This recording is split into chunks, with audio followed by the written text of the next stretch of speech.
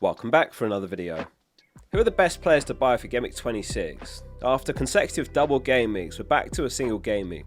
There's a lot to think about with blank game week 29 not too far away. Plus there's millions of assistant manager chips active.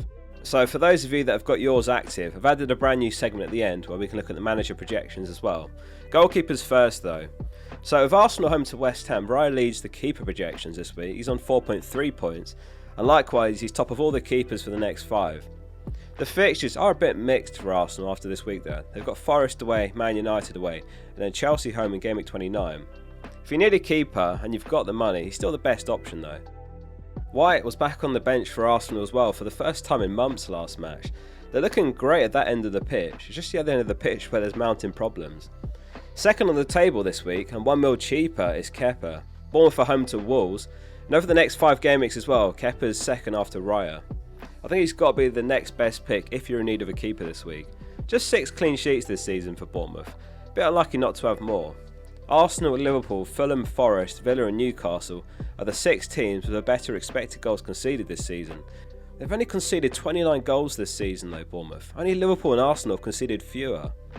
Many of you will have had Pickford from double game week 24 on your team, and he's a straightforward hold. He's not worth a transfer out.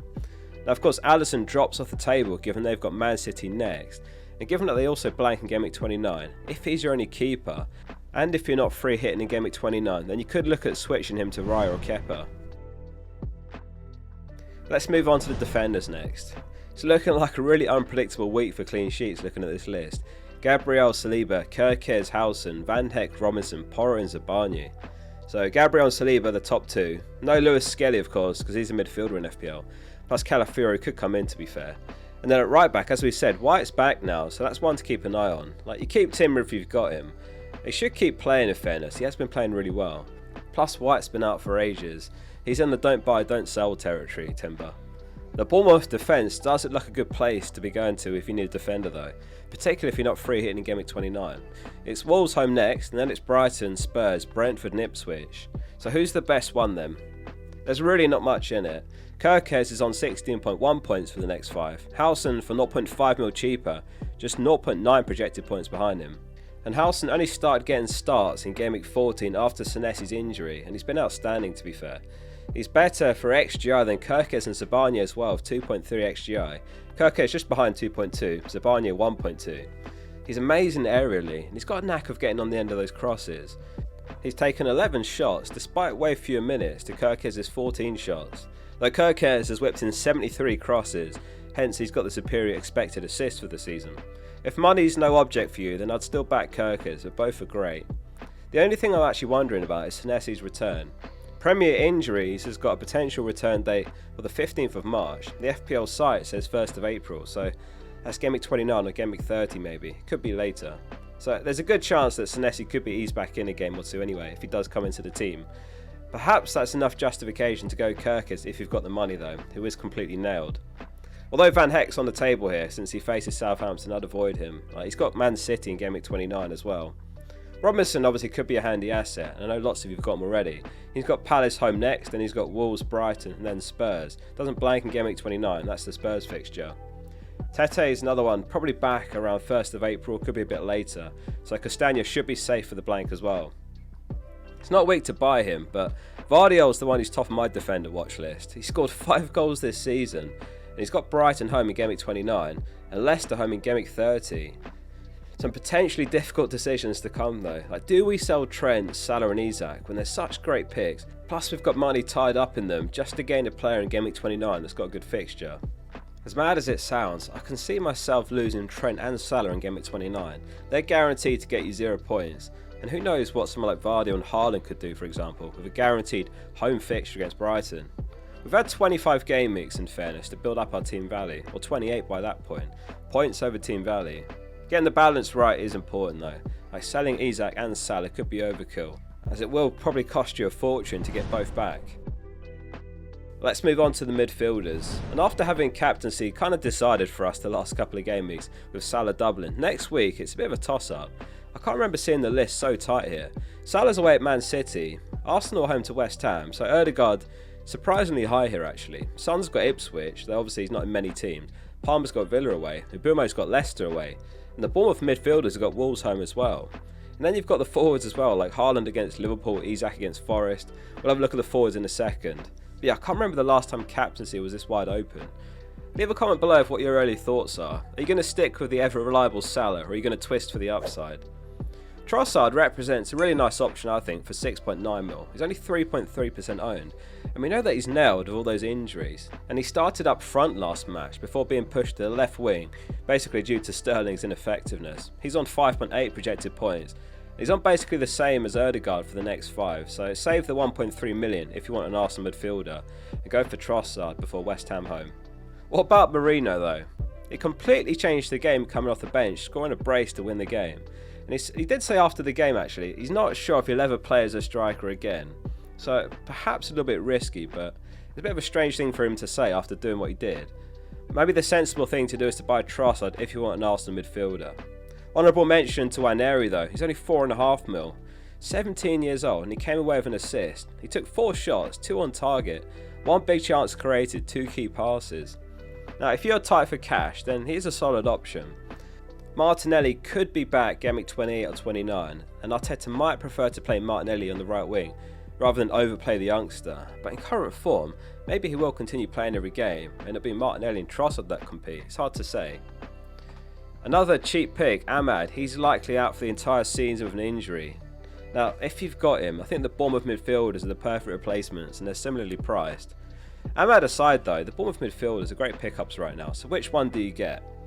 Well, for Gameweek 26, Dango's the one that makes the table here, slightly ahead of the others. He's on 5.4 points, Semenyo 5.1, Clive at 5.0. We were saying last week, it really wouldn't be surprising if they all did well, or likewise if one did well, the other two blanked. It's really hard to predict how they're going to do. And last game week they all returned. So I just pick one, or obviously you could go for 2 even, and just hope for the best. Clivett's on pens, but he's the worst for expected minutes. He did come off early last match for Tavernier. I remember saying a few weeks ago that could be a possibility once Tavernier's back.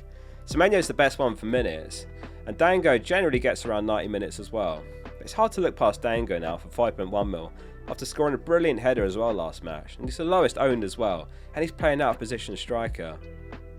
What do you do if you've got Bruno then? I'm one of those, so let's think about loud what to do with Bruno. Man United have lost 8 of their last 12 Premier League games, just 3 wins and 1 draw. Since the date of that first game in that spell, which was December 4th against Arsenal, the only teams that have lost more matches in the Premier League are the current bottom 2, Leicester and Southampton, with 9 and 10 losses. The last time that Man United lost 12 of their first 25 games was 1973, and they were relegated that season. It was such a bare bones bench against Spurs as well, as they went on to lose 1-0. It was Lindelof and the youngsters. Mainu, Ugarte and Collier all missed that match. We saw Bruno in that unfavourable deeper centre mid role rather than playing as a 10 where we want him. The thing is though, he's got Everton, then Ipswich, then he's got Arsenal, then it's Leicester, so that's his next 4. Not bad fixtures overall. Everton perhaps not such a great fixture right now, but he doesn't blank in Gameweek 29. I think it really depends on if you've got the free transfers to be selling him and still have a good team in Gameweek 29. Or of course, if you plan to free hit, then you can get rid of Bruno as you please.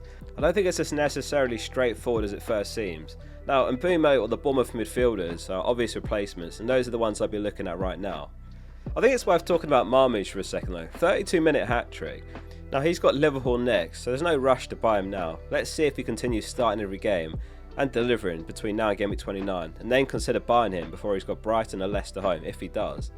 We've not yet seen KDB plus Marmoush together, that's the only fear as well. It is 3 starts in a row for Marmoush though, none for KDB. Palmer's been a huge disappointment recently, just 1 assist in his last 4, so let's talk about what to do with him. I mean, let's not forget, he's got Southampton home Gameweek 27, Leicester home Gameweek 28, and he's still the 2nd top scoring player in the game after Salah, so I think we need to temper expectations of him. You can definitely make the case of selling in Gameweek 29 when they've got Arsenal, especially if it can fund you Haaland for example, but not before then in my eyes. Right, let's move on to the forwards and then we'll have a quick look at the managers as well. So Isak tops the forwards table, he's on 5.9 projected points. They're home to Forest, and while Forest have been unbelievable overall this season, they've lost 2 in their last 3, conceding 5 to Bournemouth notably, away in Gameweek 23 as well. So he's absolutely an option for captaincy next game week. Haaland's on 5.3 points, Watkins 5.1, Welbeck 4.8 and Wissa 4.7. If you bought Watkins for double game week 25, then he's fine to hold for now, unless there's a nice combination of transfers you can be making, like Wissa in, to free up the money for something else. 2 goals ruled out for Wissa last game week, brutally unlucky for owners, fine margins there. Wood continues to defy all odds. He's having the season of his life now, 18 goals from 10 expected goals. His finishing's better than anyone in the league this season. Now last game week, a hot topic was selling Isak for Watkins, given the better fixtures for Watkins, including the double game week of course. Isak with bad fixtures but better form this season. It worked out though. This week it's kind of the same story of Wood. He's got Newcastle away, Arsenal home and Man City home. That's Forest's next 3 games. Now if you've got him, let us know in the comments, are you keeping Wood or are you selling him before those games? We might not even see Wood on the forwards table now until game week 29, when in fairness they do have Ipswich, which is another reason to consider keeping him. It also does of course depend on if you've got the transfers to be swapping someone out that doesn't blank in game week 29. Right now, for millions of us, transfers like that are a bit of a luxury, and every single transfer needs to be focused on the blank if you're not free hitting it. Beto's really surprised us all. He's scored in 3 consecutive games now, 4 goals over that run. Fair play if you picked him up for the double. If you need a super cheap forward to fund something else, then again he's right there as an option. Especially if you've got a 4.5 mil or thereabouts forward that's not playing, you don't need much more money to get a striker that's actually playing. Or perhaps if you've got João Pedro, who seems to have lost his spot in the starting 11. You'd be surprised if Herzler put him back in right now and have just beaten Chelsea twice. Wissa is obviously better than Beto if you can afford him. Jackson of course also a sell, he's out to around game week 30. Gakpo reportedly is going to miss the Villa game as well, so he might not even play in the double game week. That's one to keep an eye on if you've got him. And they do have City next anyway, so Gakpo to Wissa looks really nice when you compare their fixtures. Okay, so a brand new segment for the first time in this series ever. Now given the millions of assistant manager chips active, some of those from game week 24, some from game week 25, let's have a look at the options. Who's the best one for game week 26? So it's actually Van Nistelrooy who's top. He's on 8.4 projected points. They're home to Brentford, so obviously there's the table bonus there if they can get a draw or a win. As a reminder, if a team is 5 or more places above them in the Premier League table at the first deadline, you'll get 10 extra points if your manager wins, 5 extra if they draw. So that's 16 points for a win, 8 for a draw in total. And then of course there's the clean sheet and goal points as well potentially. Leicester have been given a 29% chance of winning, which is the highest of the table bonus teams. I mean, it's not that high, but it does seem a bit surprisingly high against Brentford. Palace and Ipswich are the other two, they're a couple of percent less likely to get a win. So the table bonus teams, just to recap, are Leicester against Brentford, West Ham against Arsenal, Wolves against Bournemouth, Palace against Fulham, Ipswich against Spurs, and Southampton against Brighton. Palace versus Fulham feels a bit more solid to me. Like in a nutshell, it feels like there's less gap of quality between the two sides, though Palace are playing away of course. Not necessarily a bad thing actually, given how bad Palace have been in home games versus away. As a rule of thumb, don't ever make an early manager transfer, because there's no price changes anyway, and you never know if a fixture could be called off for some reason. And in Glasner's case, if Aston Villa can beat Liverpool, then there's no longer table bonus for Palace either. Spurs have started to get a few players returning from injury, and they did strengthen in January as well, so perhaps not as obvious as it seems against Ipswich, that Ipswich are home. If it was a month ago, I would have been all over it, I'm not so sure now. Arteta's on 8.2 points, and he's the safer bet. Though, I mean, nothing's a given, especially with all the injuries they've got in attack. You get a point per goal that they score, and you'd be surprised if West Ham get battered due to the injuries. If they were full strength, Martinelli, Saka all in the team, then I'd be all over it, but I'm personally looking to chase the table bonus. Herzler obviously doesn't get the table bonus, but he could be one that provides lots of goal bonus facing Southampton. Southampton worst in the league this season for expected goals conceded, likewise over the last 6 game weeks. He's on 7 projected points, which is joint 4th with Glasner. If your assistant manager is active, let us know in the comments. Are you keeping it with whoever yours is on, Slot Emery or someone else? Or if not, who are you buying next? Hopefully you found the extra segment helpful, and thanks as always for watching. There's lots of great FPL content to come before the next deadline as well, so make sure you are subscribing. See you soon for the next one.